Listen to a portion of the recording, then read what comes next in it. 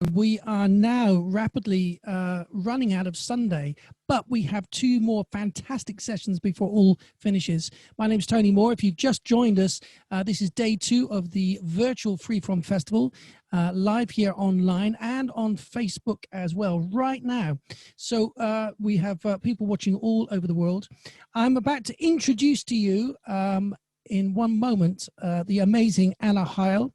Anna's going to shed some light on the importance of a healthy gut and explain why it's the foundation of a balanced body and mind. Besides covering the most important theory on the topic, she's also going to provide a couple of simple tips and tricks you can start implementing today to boost your biome and get your guts back on track. That was quite a difficult thing to say there. Get your gut back on track. Anyway, so this is it. The title of this presentation is Boost Your Biome, Fix Your Gut for Better Energy, Mood and Digestion. Without further ado, I'm going to hand you over to the absolutely wonderful Anna Heil. Hello, everyone. Thank you so much for the introduction, Tony. And welcome, everybody. Thank you so much for taking time on a Sunday to join us here live. And I'm just quickly going to share a couple of slides with you. Give me a thumbs up if you see them. Is that a yes? Is that a no? Yes, cool, amazing. And as Tony already pointed out to you beautifully, today we're going to talk a little bit about gut health. But before we get into that, I'm quickly going to introduce myself. So that you guys know who I am and why I'm talking about the gut and what I do. And also just upfront, in case there's any questions at any point, please feel free to drop them in the chat box.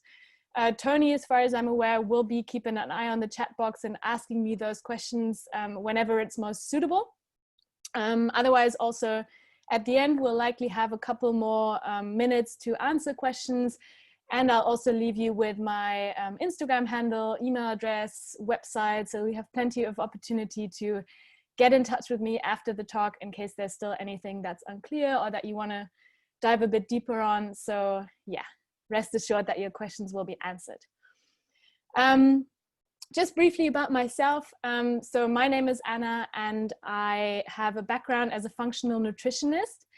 And I actually specialize in women's health, so natural hormone balancing and all things women health related. And I'm going to talk a little bit about this in a bit, also really got me to be a bit of a gut health enthusiast. And finally, I also work a lot with breath work, simply because I find it to be one of the most potent and one of the most quick results, instant practices out there. And yeah, as you can see, I have quite a few different topics that interest me and quite a few different tools that I work with. I think what's important to know is that in my work, I only make use of natural substances and natural interventions. But yeah, I'm always on the hunt for new tools and new techniques to add to my toolbox, or my healing toolbox, my medicine cabinet, and hopefully I can share some of that wisdom with you today. Like I said, so gut health has really become a topic of interest to me because I've been working on hormonal balance, and especially with a lot of women that have hormonal imbalances, hormonal issues. And I myself actually, especially after quitting birth control in the past, had a lot of issues with that topic, also had a big problem with my gut health, which actually brought me on that path in the first place and also led me to really go down that rabbit hole and figure things out for myself.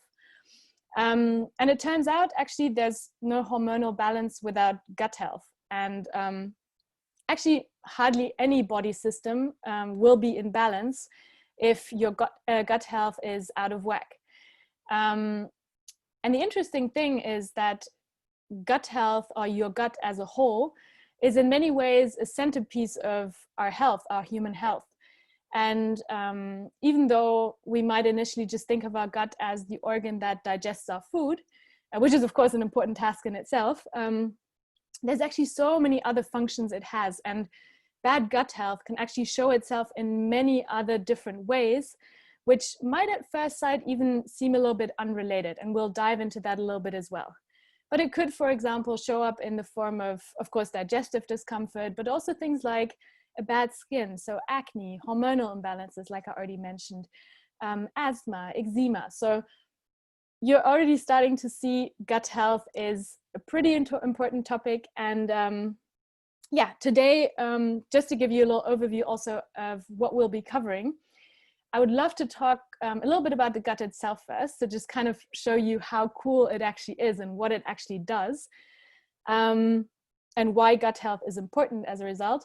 But then mainly leave you with a bunch of very practical, very simple tips and tricks that you can start applying today, because we don't want to overcomplicate things. We don't want to sort of leave you worrying whether you're doing things right or wrong, but really be practical about what you can do today, and also leave you with a bunch of tips that if you do end up following them, will give you pretty good results pretty quickly. So yeah, without further ado, let's dive straight into it. And first of all, why gut health, right? So scientific research on gut health is actually really just picked up over the last, let's say, 5 to 10 years. And before that, we didn't actually know very much about the gut, except for the fact that it, of course, digests our food and how that whole process works. But it wasn't really a topic of interest. There wasn't much research being done on it. And we didn't actually understand how important the gut was for our general health and well-being. But that is rapidly changing. And I think some of you might already have learned a little bit about the importance of gut health in the press, because there's definitely more and more communication about it these days. And scientists by now are even going so far as calling it our second brain. And rightfully so, actually. So we'll also be looking at that a little bit more later on throughout this talk. And turns out there's actually a lot of communication between the gut and the brain. So our human brain, which has always been celebrated as this most important organ, and sort of the centerpiece of our functioning and our cognitive ability, and what sets us apart as humans is our giant brain. But turns out actually our gut and our brain are very much interconnected through the so-called vagus nerve. And we used to think that most of this communication, we've known about this vagus nerve for a while, but we always thought, okay, there's actually a lot of information going from the brain to the gut. So kind of like, go digest, do your thing. But actually what we found out in recent years is that most of the communication actually goes the other way. So bottom up, so from the gut to the brain. And that really changes everything. And also actually what most people don't know is that our gut has its own nervous system called the enteric nervous system. And it's part of the autonomic nervous system. You might know this as a fight, flight, and rest and digest body system. And it's actually completely autonomous from that. So the gut basically has, like I said, its own nervous system. And on top of that even, you could even go as far as considering that it's two organs in one, right? So you have the physical gut, but then you also have all the trillions of bacteria living inside your gut, which is called the gut microbiome, which you're going to talk a little bit about in a minute as well. So like I said, you're already starting to see that this organ is actually one to pay a little bit closer attention to.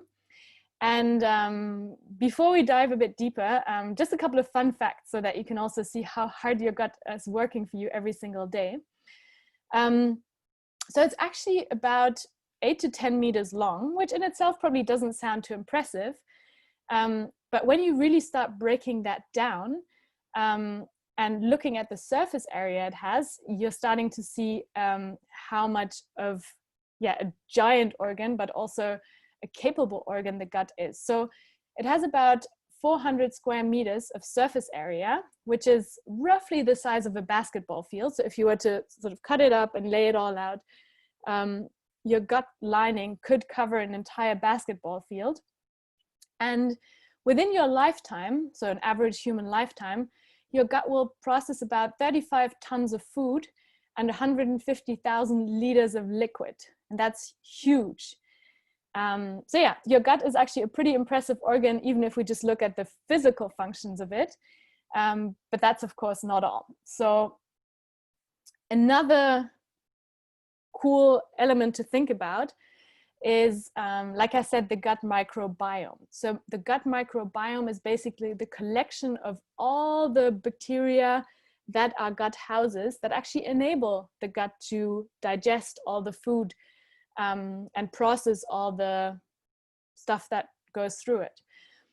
And you can really think of them as our little helpers. And interestingly, this gut microbiome, at least in a healthy gut environment, in a healthy human, will be much, much, much, much more diverse than the Amazon rainforest. And the Amazon rainforest is, of course, to us always known as this amazing habitat full of different species, and lots of them that we haven't even found and explored and understood yet.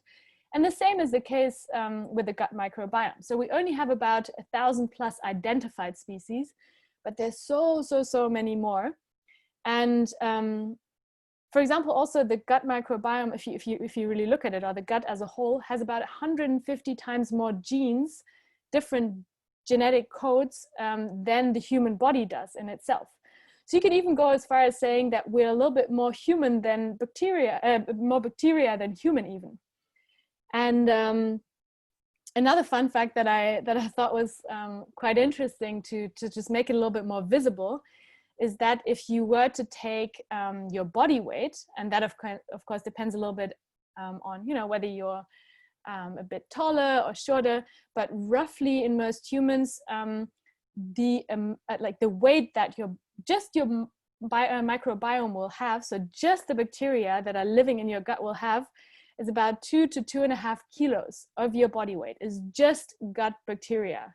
How crazy is that, right? And what's also interesting is that it's a bit of a fingerprint to some extent. So no gut microbiome is the same. So even when you have identical twins that grew up in the same household, eating the exact same foods, they'll still show significant differences in their gut microbiome. And yeah, so this is definitely a topic that will probably see a lot more development in recent years in terms of research. But you can see that there's much more going on in the gut already than first meets the eye. And just to kind of clarify a little bit what the gut actually does besides digestion, I just wanted to take you through, let's say, the main functions that the gut has, just so that you can, start appreciating a little bit more what it actually does for you on a day-to-day basis and why it's so important to take care of it before we dive into those practical tips. First of all, of course, digestion, yes, it's an obvious one, but it also shouldn't be neglected, because our gut, of course, in combination with all the other organs that are part of our digestive tract, is responsible for breaking down the food that we eat every single day and extracting the vital nutrients of that. Because basically food in the form that we eat it is useless to our cells. No cell could be like, okay, give me that piece of broccoli or give me that chocolate bar, and I'm just gonna, absorb that and do my job. It needs to be broken down into smaller bits and pieces, into sort of bite-sized pieces for the cells, so that they can absorb it and turn it into energy, turn it into heat, turn it into movement, whatever it is that these cells are doing. So the gut is basically there to do that for you and to provide your cells, every single cell in your body, with the food it needs to function optimally. It is also involved in actually producing a bunch of essential vitamins and amino acids. That's mainly happening also through those little bacteria that I was talking about earlier. It also reabsorbs liquids. So before you basically go to the toilet and release your stool, a part of your gut that's called the column actually makes sure that a lot of the water that's still in your stool, that it can reuse again, so that you don't have to drink 10 liters of water a day, gets reabsorbed and reused in the system. So that's also another thing it does. And I always like to say, because people like to say we are what we eat, but I feel like saying we are what we absorb is actually much more to the point, because you can basically eat whatever you want. You could be eating as healthy as you want. If your gut isn't functioning properly, none of those amazing nutrients of the foods that you're eating will actually make it to your cells. So for example, if your gut isn't functioning properly and you're not getting those nutrients in, so you're becoming nutrient deficient, you might feel it in the form of, being fatigued, having a lack of focus, losing weight, gaining weight, hair loss, brittle nails, all of those kinds of things could be the result of being nutrient deficient.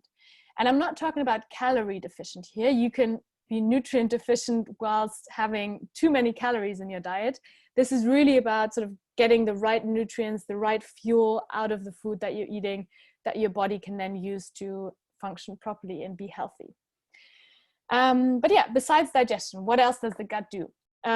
Super important one is that it's one of our main detoxification organs. And first of all, before even sort of needing to detoxify anything or take anything out of our system that shouldn't be there, it's of course also one of the first and most important barriers against unwanted intruders. So basically, anything that you eat and that passes through your stomach and that ends up in your gut is, technically speaking, and even though this sounds a little strange, still outside of your body. Only as soon as basically it passes through your gut barrier, as soon as your gut's been like, okay, this is approved, I can, take these bits and pieces and have them pass through the lining and into the blood and into the cells. That is when the food you eat, or the substances that enter your system in whichever shape or form through your GI tract, actually make it into your body, actually becoming part of you. That question of like, when is it still food and when is it a part of your body? And oftentimes, something that you eat might, and that doesn't serve you, might, for example, pass through the stomach acid and not actually harm you as a result, because it's so acidic. Or your gut might be like, no, we're not letting this in. It's just going to pass right through. And a pathogen might not actually end up harming you as a result. So it's really an important barrier to, before detoxifying, even just keeping the bad guys out. Then low pH value, so a very sort of acidic environment, makes a healthy, and healthy is an important one here, gut uninhabitable for harmful pathogens or any other intruders. And the point here is that if your gut microbiome, so if your bacteria is out of balance, that low pH value might not be guaranteed. So an unhealthy gut, or a gut microbiome that has slightly shifted out of balance, or a gut that simply isn't able to sort of be in its healthiest shape and form, might not actually be as resistant towards keeping those pathogens out. But in its best shape, it's very much able to, simply through the pH value that it has, so the acidic environment that it creates, can also just keep a bunch of stuff out. Like I said, it's one of the body's main detoxification pathways also. I always talk about 5 chimney organs, just to give you a brief background on this. Our body really wants to detoxify through the gut, the liver, and the kidneys. That's sort of like its favorite pathways. And if that doesn't work, it still has a couple of other options. So that might be the lungs. So people develop coughs, for example. It might be the skin. People might develop, bad skin, acne. And last but not least, toxins that float around in the system can always be stored in fat cells. So rather than having for example, those toxins circulate through the bloodstream for too long and potentially damage the brain, the body's like, no, no, no, let's just, you know, collect these and store them in fat cells just so that they can't create any further harm, and I'll just release them once again when those main detoxification pathways are open again. Which is also the reason why a lot of people, when they actually focus a little bit on reducing their toxic load and detoxing, so to say, even though this is a very broad term, sometimes lose a bunch of weight simply because their body is sort of capable or finally feels safe to let go of all those toxins that it's been storing in fat cells on adipose tissue. So yeah, also super, super, super important to make sure that your body is detoxifying properly. And detoxification isn't just important when it comes to, you know, sort of like getting rid of heavy metals and all of that stuff that we nowadays have to think about, because our environment is to some degree a lot more polluted than it used to be. But it's just a natural bodily function. So for example, also hormones that your body produces and that are being used and then have to exit the body again will be detoxified. And so there's a bunch of, let's say, self-produced waste that the body is detoxifying every single day. And your gut plays a huge role in this. Then also another important one, especially in times like we find ourselves in right now, is immunity. Because it turns out actually 80%, 70 to 80% of our immune cells are located in the gut. And your gut basically constantly scans and adapts itself to the environment it finds itself in. So for example, we could even say that we're breathing our biome, our gut microbiome. And so it collects this information, kind of see it as like a researcher, investigator. It collects this information and then signals to the other parts of the body what is going on, what threats might be around. And this immune system that, yeah, to a great extent sits in our gut is actually shaped from birth onwards. So for example, if you have a natural birth, basically by passing through your mom's vagina, which is of course completely coated in a bunch of different bacteria, you already sort of have her microbiome blueprint on you as a baby, and that sets you up for a much, much stronger immune system than babies that, for example, have been born with a C-section. But there's, yeah, a bunch of, even, you know, everything went wrong at birth. There's a bunch of ways, of course, that you can affect your microbiome on a daily basis, for example, by the things you eat. And the place you live in, like all of these little things change your gut microbiome, but also as a result have an impact on your immunity. Yeah, so don't want to talk too much about the immune system, just one more thing. So there's basically, or we differentiate between the innate and the acquired immune system. And the innate immune system is basically everything, all the immunity that was in you already at birth, or that is, yeah, sort of, yeah, innate to you. And then the acquired immune system is, for example, an immunity that you develop upon having had a certain disease and having made it through, and then having certain immune cells develop as a result. All of that very closely connected to the gut, and as a result might also suffer from bad gut health. Finally, a very interesting one, and there's a ton of research going on about this right now, is mood and behavior. Because the gut is also a production site of many neurotransmitters and hormones, actually, or hormone building blocks, but also neurotransmitters such as serotonin and dopamine, which you might have heard about before, kind of like those happy chemicals, happy hormones. And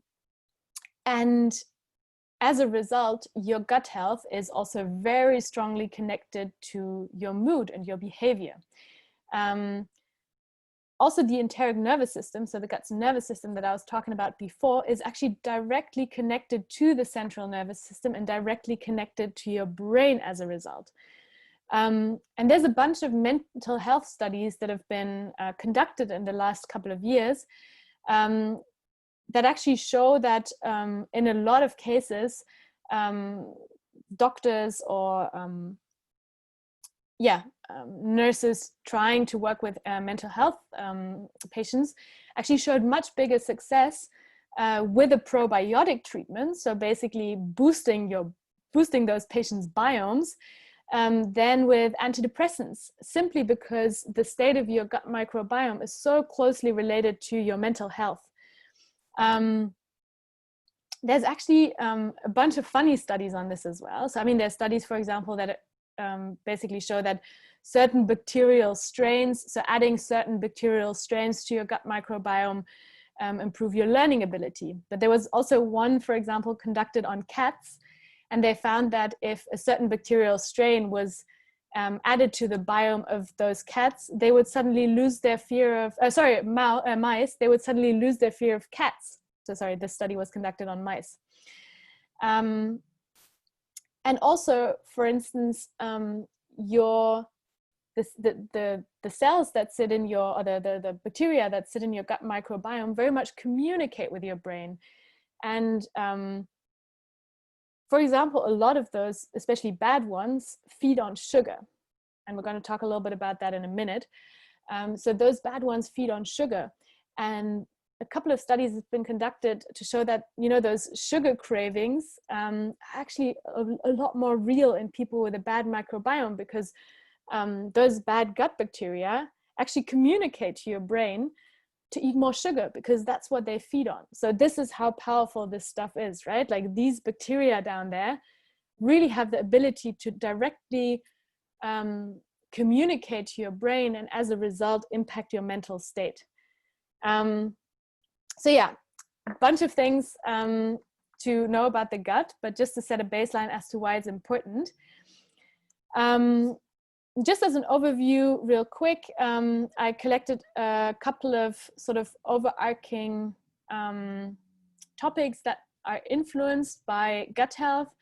Talked about most of them. So it's digestion, it's your weight also, it's mental health, it's energy balance, your immunity, detoxification, hormonal balance, and metabolism. And there's a bunch more. This is just, a quick summary of the most important ones.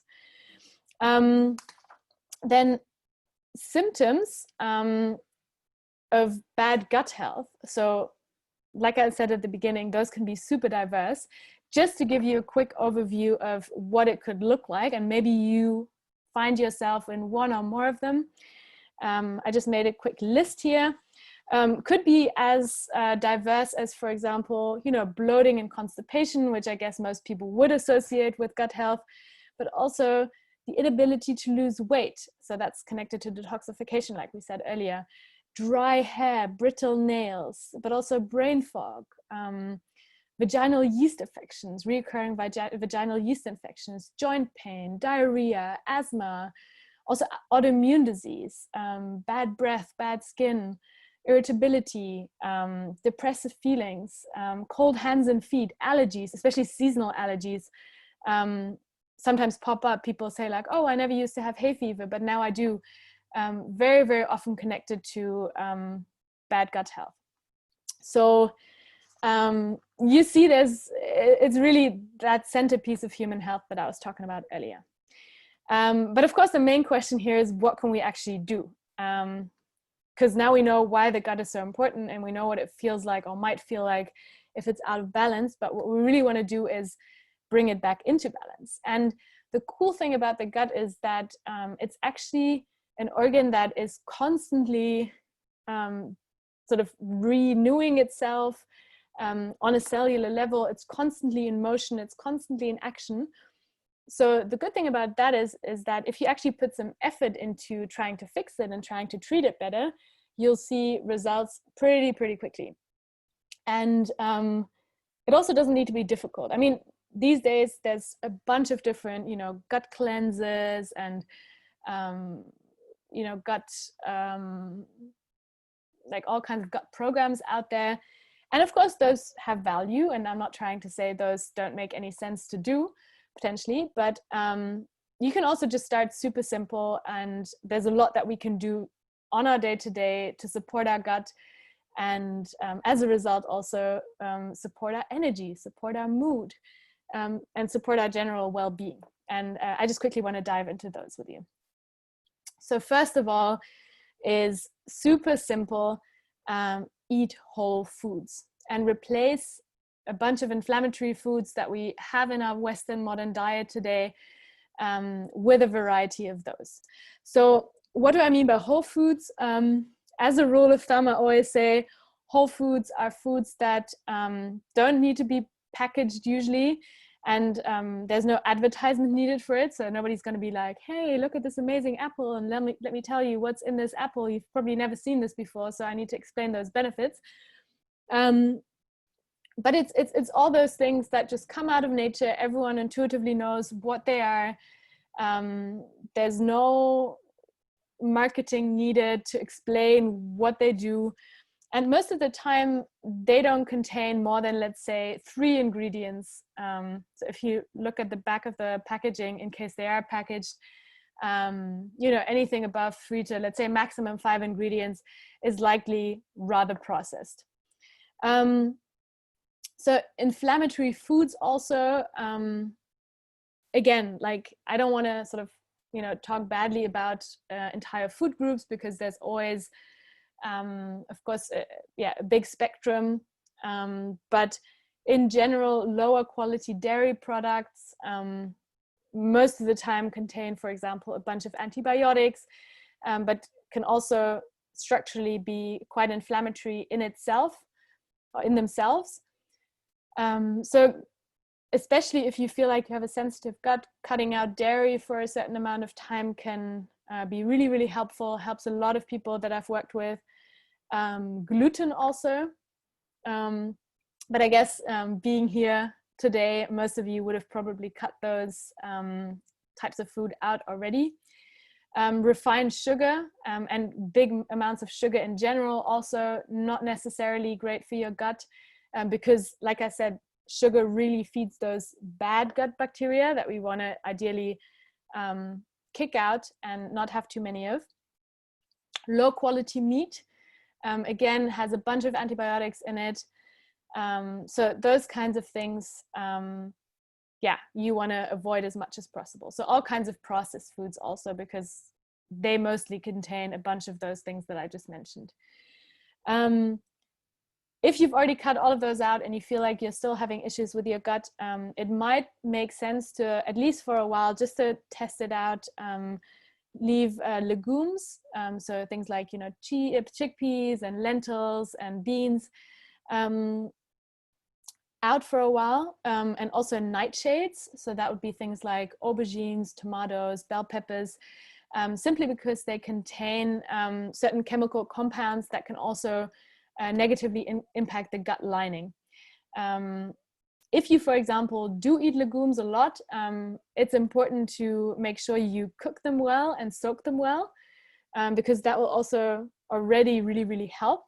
But yeah, just a tip on the side, in case you're already avoiding all those inflammatory foods and you're still struggling, these could be things that might help you, and you might want to try and eliminate those for a while just to check whether that helps you with your symptoms.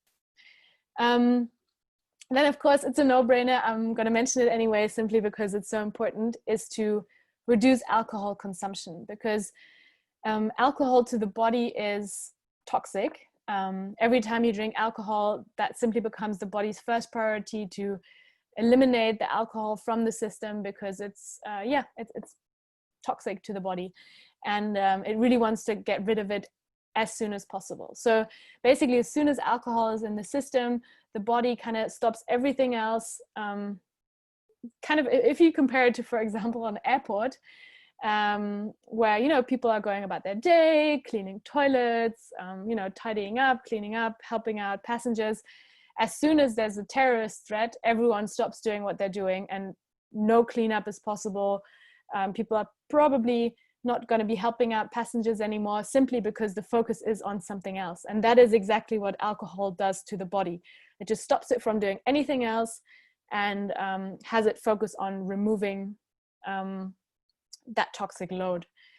It's also very damaging to the gut mucus lining, reduces the diversity, so that Amazon rainforest diversity of the microbiome, has the potential to actually increase permeability of the gut lining. So basically, yeah, you might have heard of leaky gut, which is basically a condition where your gut lining isn't as firm anymore, and a lot of things that shouldn't be passing through the gut lining into the blood are suddenly passing through and causing inflammation in the body. So drinking alcohol regularly, and I'm not talking about, like your glass of wine every now and then. I'm really talking about, drinking a couple of times a week, and especially drinking larger amounts, that can really, really decrease your gut health significantly. There's actually some studies that show that a small dose of, like a glass every now and then of red wine can actually be very beneficial, because it's a fermented product.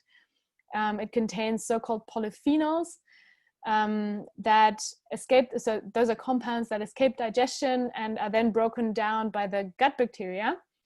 But yeah, I mean, that's the occasional red wine that you might want to enjoy with your dinner. But yeah, like I said, regular drinking definitely isn't going to contribute to a happy gut.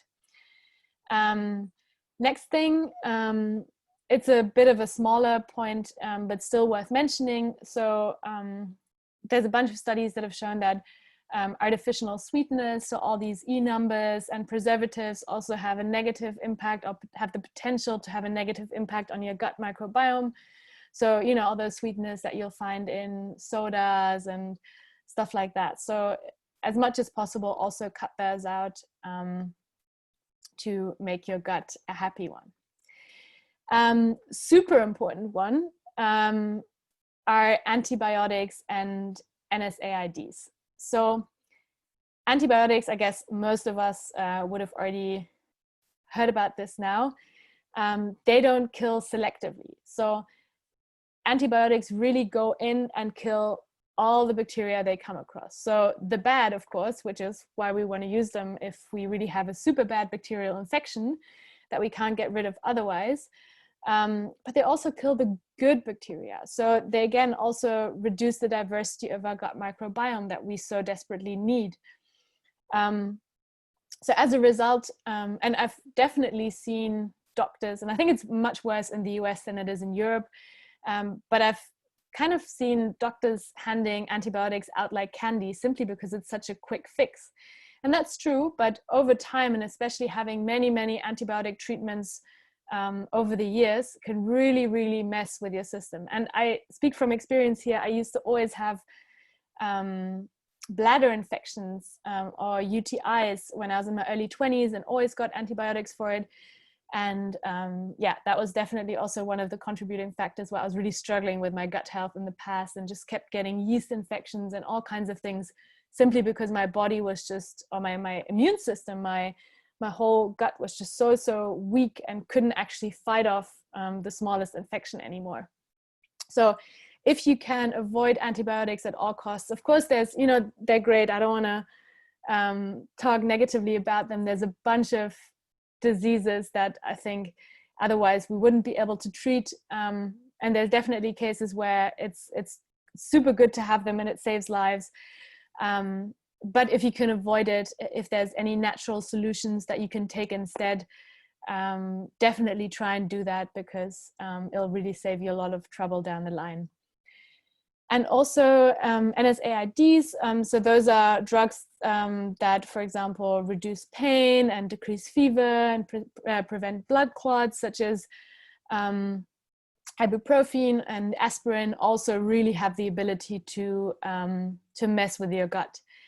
And yeah, again, also I used them way too much in the past. Every time I would have a little headache, I would, take an aspirin. And I used to train a lot for marathons, long distance running, those kinds of events. And every time I would have a bit of pain and still wanted to train, I would take some ibuprofen.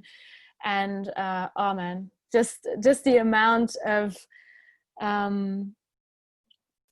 symptoms that simply disappeared from my life when I stopped doing that was huge to me at the time. So I can only encourage you to not necessarily eliminate those from your life completely, but just treat them with caution and only take them when really absolutely needed.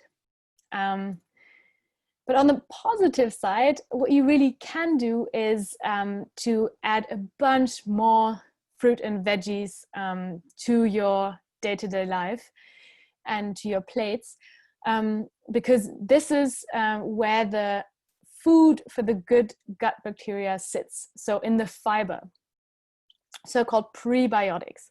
So fiber, and I think everybody would have heard about that term before by now, are basically compounds that we as humans can't digest and can't turn into energy, can't turn into food for our cells. But this actually ends up being the food for those good gut bacteria that we are a host to and we need so desperately. So basically, every time we feed ourselves, we're also feeding our gut microbiome. And every time we're feeding ourselves in a way that doesn't serve our gut microbiome, even if it satisfies us in the moment, we're not actually really feeding ourselves properly, because without a happy gut microbiome, we can't really be happy humans, happy, healthy humans. And actually hungry microbes, so hungry bacteria, if you don't feed them any prebiotics, so any fiber, which is their favorite food, might actually also start eating up the gut lining. So if those go hungry, you're really not set up for success. Best thing you can do as a result is just to eat as diversely as possible when it comes to fruit and vegetables.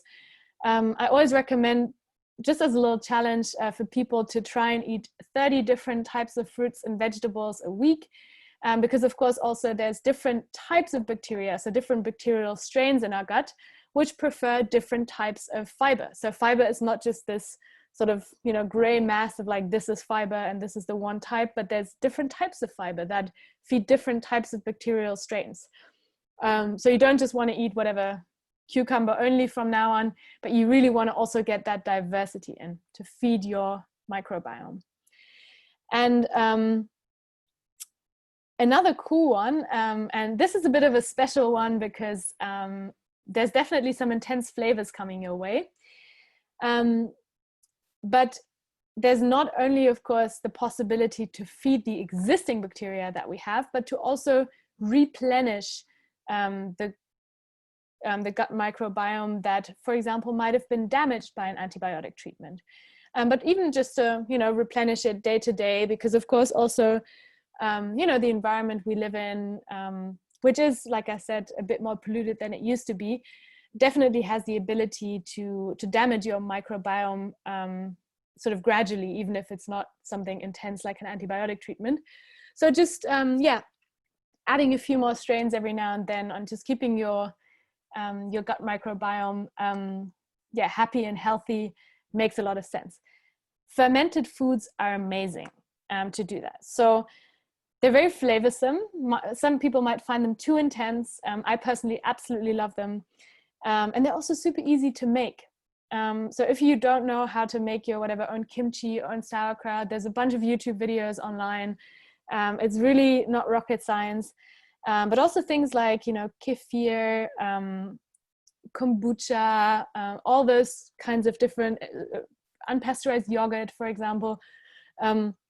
All of those, and unpasteurized is an important word here, so raw ferments, contain a bunch of amazing bacteria that really, really serve your gut. So integrating those into your day-to-day is an amazing way to just keep your gut health in check and give it a little boost.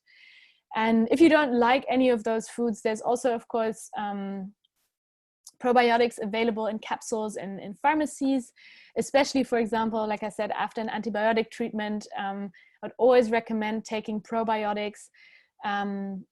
You can most likely already have that be prescribed by your GP, or otherwise you might want to go to your pharmacist. They have more information about also which specific strains you might need to replenish after a certain treatment, after a certain antibiotic treatment that you would have undergone. But yeah, fermented foods as a sort of, you know, day-to-day fix, as something to integrate into your lifestyle, especially because they're so delicious, is a great way to, yeah, boost your gut health a little bit. Also, reducing your toxic load. We've talked a little bit about toxic load already throughout this presentation, but like I said, so the food we eat, the air we breathe, the water we drink, the furniture we're surrounded by, the clothes we wear, all of that these days is a potential to really, add a bit of toxic load to our system. So cosmetics, for example, also cosmetic products, cleaning products are a big source of, toxic exposure to people in their day-to-day lives. And actually did a little research on this at some point, and I found out that in Europe alone, there's about 200,000 toxins being used in day-to-day products, because we always think like, oh, you know, like whatever ends up in a shelf in a supermarket or a drugstore can't be that bad, it's been tested. But actually, there's a lot of toxins that simply haven't been tested at all. So 85,000 of those 200,000 haven't been tested at all on humans. And most of the time, none of these have been tested on women, simply because with our cyclical nature, we just don't make for very good test subjects. So most studies are never ever conducted on women. So yeah, there's just a big question mark behind all of those toxins, how they work on humans, how they work on women in case they have been tested on humans. And there's just a bunch of them entering our system every single day. I actually read that, for example, most women use an average of, 12 different products every day, cosmetic products and other household products. And that already is a huge source of potential toxic load. Chlorinated water, all those kinds of things. Also, of course, smoking cigarettes, all of that is potential to increase your toxic load. So rather than just focusing on eliminating that once it's already entered your system, a good way is to, of course, reduce it in the first place. So go, for example, for more natural cosmetics, for more natural cleaning products, more natural laundry detergent, and so on and so forth. Maybe, buying natural fabrics, all of those kinds of things, even though they might seem like small steps, can really, really, really make a big difference. And I've seen it in the work with a bunch of my clients that say, hey, actually once I started going low tox, I noticed, for example, my cycle came back, or my cycle started being much more regular. And for us women, this is a great sort of feedback tool to work with our cycle, because it really shows how sort of, spot on our health is right now. It's a very good mechanism. Super simple one also is hydration, because our gut is constantly in motion. Like I said, it's constantly regenerating itself, but it also needs a bunch of water to, flush these toxins out, to be the detoxification pathway that it is. And actually, if there's not enough liquids available, and if your stool is a little bit stuck, so if you're constipated, a lot of those toxins that your gut has eliminated get reabsorbed, simply because they don't have anywhere to go. They're just sort of stuck next to your gut lining. So staying hydrated is really super, super important to stay happy and healthy when it comes to gut health. Also movement, it's another kind of duh one, but our bodies are made to move, and a lot of our body systems don't really work properly if we don't move regularly and don't move well. So the lymphatic system, for example, actually needs movement to be activated, really. And also our bowel movement, so our digestion is very much dependent on regular movement. So yeah, go outside, breathe your biome, expose yourself to raw nature, and yeah, simply get that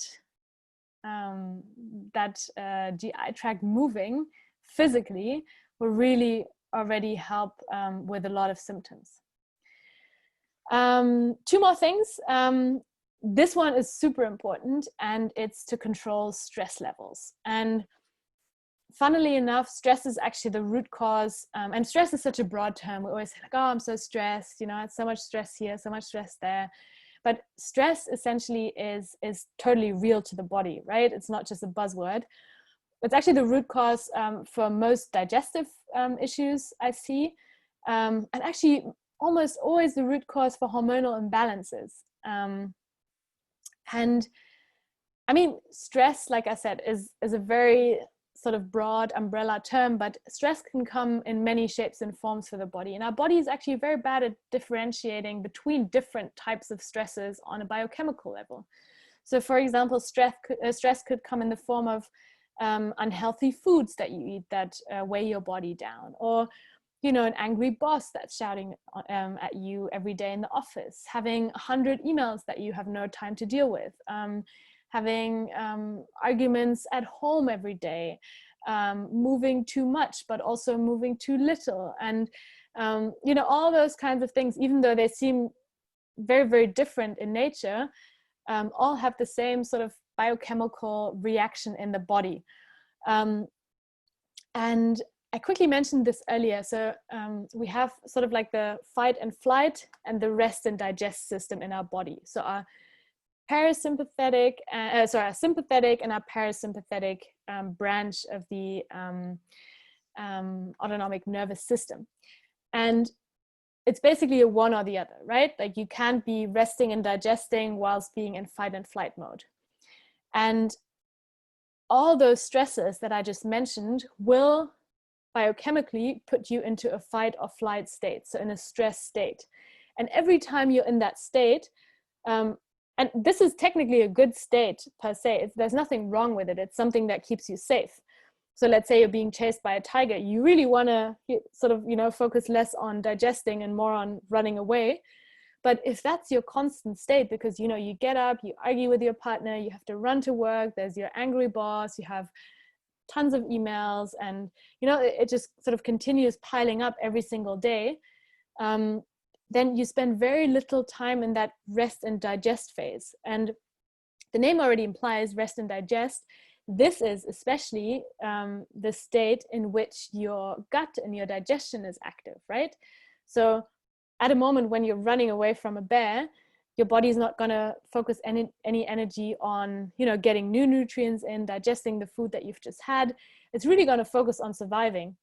And even if those stresses these days, like 100 emails, don't actually threaten our survival, our body doesn't know that. It just reacts in the way it would also react to a tiger, simply because it's the same biochemical process. So basically getting our body out of that constant stress mode with whichever tools you enjoy. You know, some people like long walks, some people like yoga, some people like meditation. It might just be a chat with a friend, might be a hot bath, reading a good book, like whatever it is that floats your boat and gets you to calm down and rest a little bit is really, really, really beneficial for your overall well-being, but also for your gut health. Breath work is also an amazing tool. If you have any questions on breath techniques that you might want to use for this, let me know, drop me a message. I'm super, super happy to share. This is one of my favorite tools to, instantaneously calm down and, for example, before a meal, get myself to that perfect rest and digest state. But yeah, stress in any shape or form is not to be underestimated. And many, many people don't necessarily feel it in their digestion right away. Bodies are different. So some people, when they're stressed, get really dry skin. Other people get acne. Other people have sleep issues. But a lot of people actually do also notice digestive upset or constipation. And that's exactly because the body simply doesn't focus on it at the time when it's super stressed. Two more things before we're done. One thing that's really helped me out is to also look into nature and tap into plant power. So plant power in the form of herbs that support digestion, any sort of plants that are very potent in helping us up our gut health. I personally like to use essential oils and make sure to use good quality ones there. Also, in case you have any questions on that, please let me know. I'm a huge essential oil enthusiast, and again, went down the rabbit hole there. But I love using them simply because they're much more concentrated and potent in this form. So, you might not want to eat like a peppermint bush a week, but taking a couple of drops of peppermint essential oil can actually do the same job for you. So things like lemon, grapefruit, coriander can really help you boost that detoxification that I was talking about. Vanilla and cinnamon can help you in reducing your cravings and balance blood sugar levels. Oregano oil is actually very frequently used by naturopaths, for example, to fight bacterial overgrowth. So candida, for example, in the gut. So this is much of a natural antibiotic. But then, of course, also, the classic herbs that your grandmother might have used if you had some sort of digestive upset, such as, ginger, fennel, caraway, chamomile, star anise. All of those can really, really, really be super supportive to any sort of digestive upset that you might be experiencing. And they've been very, very helpful for me, and still are every time I don't feel well. Great tip to really dive into sort of the plant power, the power of nature there, because there's a lot of answers right in front of us in the form of, oils, teas, fresh herbs that you don't need to go to the pharmacy for. It's right there. And finally, super, super important one, put it at the end because that's what we do at the end of the day, if all goes well, is to sleep more. And sleep is really one of those big topics as well that people are completely underestimating, type of that, like, you can sleep when you're dead mentality. And honestly, if there's one sort of magic pill for health, if that really exists, which of course it doesn't really, but if there was one magic pill, it would actually be sleep, because so much, this is really where the magic happens. So much happens while we sleep. It's of course, again, the time where your body really has time to recover, time to detoxify. And sleep deprivation can actually really cause a massive shift in your gut flora, and can really sort of get those bad bacteria, or give those bad bacteria a head start. So studies, for example, that show that people who don't sleep enough have a much higher chance of gaining weight, developing type 2 diabetes, and so on and so forth. And that's often very much related to the state of their gut health. That is a result of their lack of sleep. But also things like, energy levels, memory, concentration, and so on and so forth is actually very much related to getting enough sleep. Crucial for good gut health, but also crucial for a bunch of other bodily functions. If you can choose between sleeping an hour longer or doing a bit of running, exercising in the morning, always prioritize sleep. It's gonna really, really go a super long way.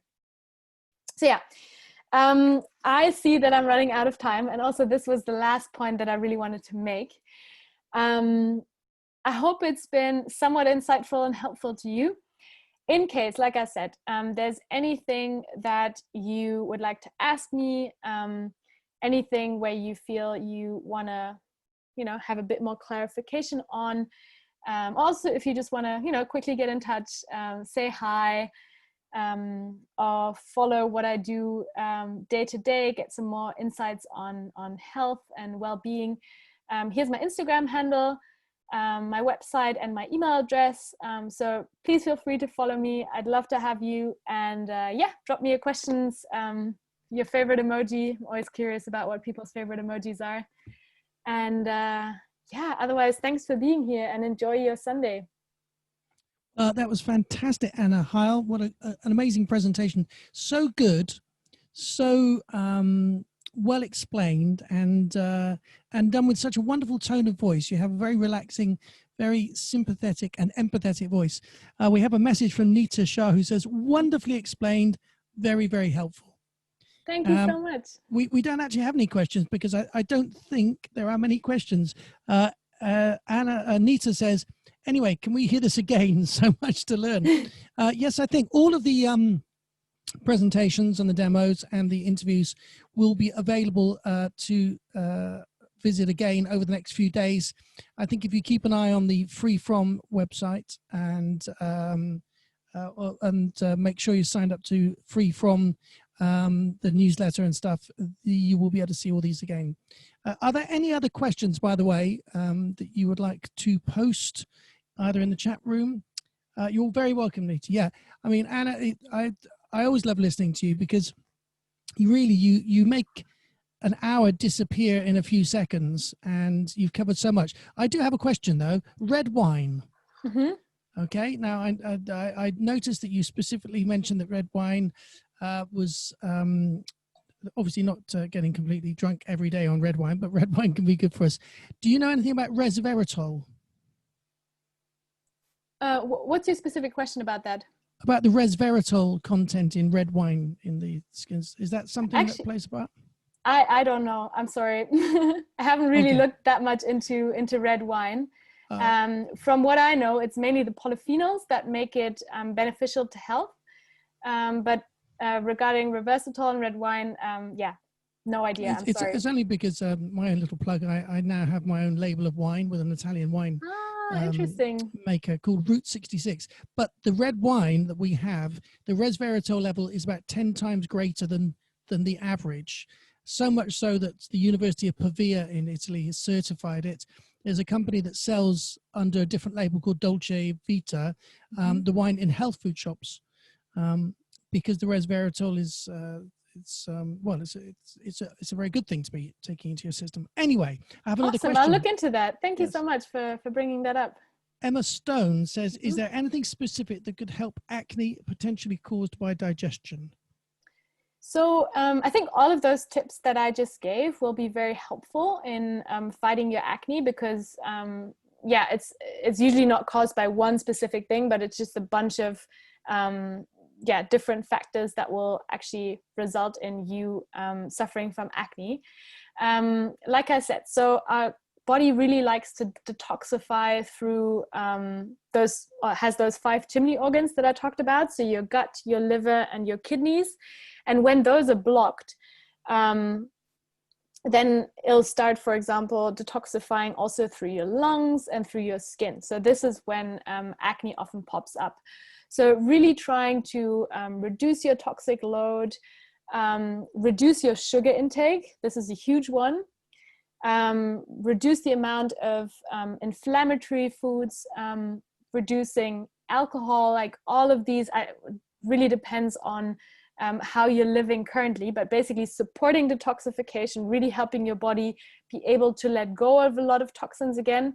And of course, reducing the amount of toxins that come in often actually clears up acne pretty quickly. But yeah, sugars for sure are to be avoided.